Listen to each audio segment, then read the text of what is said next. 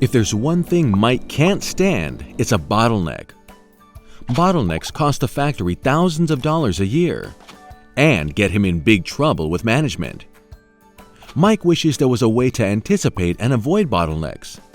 The engineers never quite manage to calibrate the machines so they are exactly in sync. Mike needs a tool that can help him plan each machine's operations properly.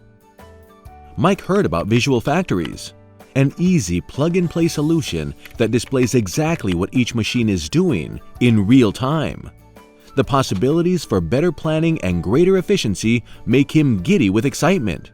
He's already booked a trial. Have you booked yours yet? Do it now for free at visualfactories.com.